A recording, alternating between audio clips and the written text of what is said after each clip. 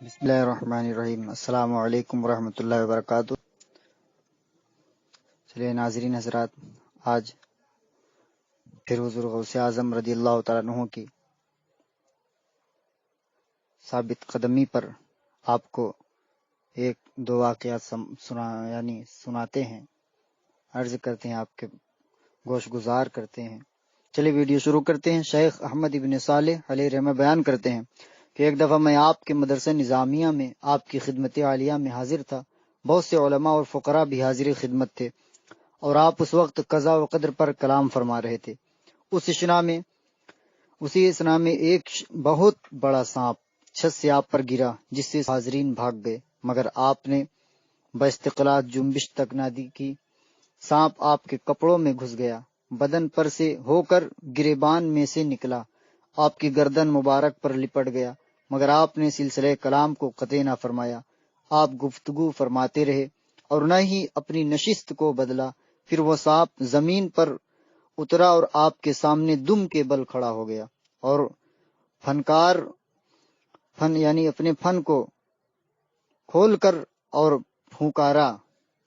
بہت تیزی کے ساتھ اس نے پھر پھونک ماری۔ اس کے بعد پھر آپ سے کچھ باتیں کر کے چلا گیا۔ سانپ کے چلے جانے کے بعد لوگ اپنی اپنی جگہ پر واپس آ گئے اور آپ سے پوچھنے لگے کہ سانپ نے آپ سے کیا کیا، کیا کیا باتیں کی؟ تو آپ نے ارشاد فرمایا، اس نے کہا ہے کہ میں نے بہت سی اولیاء کو آزمایا ہے، مگر آپ کی شان جیسا کسی کو نہیں پایا۔ تو میں نے اس سے کہا کہ میں قضاء و قدر پر کلام کر رہا تھا، اس لیے تو میرے اوپر گرا، تو زمین پر ایک کیڑا ہے، قضاء و قدر ہی تجھ کو حرکت دیتی ہے، تو نے چاہا کہ میرا قول و فعل دونوں برابر ہو جائیں۔ طبقات الکبریٰ جلد 1 صفحہ 129 پر یہ واقعہ مذکور ہے۔ اس کے بعد دوسری کتاب قلائد الجواہر صفحہ 34 پر، تیسری کتاب بہجت الاسرار صفحہ 87 پر، اور چوتھی کتاب نزہۃ الخاطر الفاتر صفحہ 66 پر بھی ہے یہ واقعہ۔ دیکھیں غوثیہ سمجانی قطب ربانی قدس سرہ النورانی کے صاحبزادے سیدی عبد الرزاق رضی اللہ تعالیٰ عنہ فرماتے ہیں کہ میں نے والد گرامی سے سنا کہ آپ نے ارشاد فرمایا کہ میں ایک دفعہ جامع منصوری میں نماز پڑھ رہا تھا۔ اثنائے نماز کے دوران وہی سانپ میرے سجدے کی جگہ پر اپنا منہ کھولے ہوئے کھڑا ہو گیا۔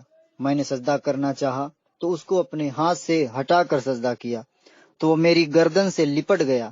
پھر وہ میری ایک آستین سے داخل ہو کر دوسری آستین سے نکلا۔ جب سلام پھیر کر نماز سے فارغ ہوا تو پھر سانپ مجھ کو نظر نہ آیا۔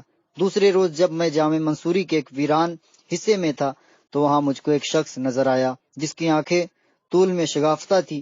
اس سے میں یہ سمجھا کہ یہ کوئی جن ہے، تو اس نے مجھے کہا، انا الحیۃ التی رأیتها البارحۃ ولقد اختبرت کثیرا من الاولیاء بما اختمرتک به فلم یثبت احد منهم لی کذابی، یعنی میں وہی سانپ ہوں جسے آپ نے کل رات دیکھا۔ میں نے اسی طریقے سے بہت سی اولیاء اللہ کو آزمایا ہے، مگر آپ سا ثابت قدم کوئی نہیں۔ بعض اولیاء اللہ کا باطن مضطرب اور ظاہر ثابت قدم رہا، اور بعض کا ظاہر و باطن مضطرب ہو گیا، مگر آپ کو میں نے دیکھا ہے کہ نہ ظاہر مضطرب ہوا اور نہ ہی باطن۔ پھر اس نے میرے ہاتھ پر تائب ہونا چاہا تو اس کو میں نے توبہ کرائی۔ یہ بھی واقعہ طبقات الکبریٰ جلد 1 صفحہ 129 پر، اور قلائد الجواہر صفحہ 34 پر، اور بہجت الاسرار صفحہ 87 پر مذکور ہے۔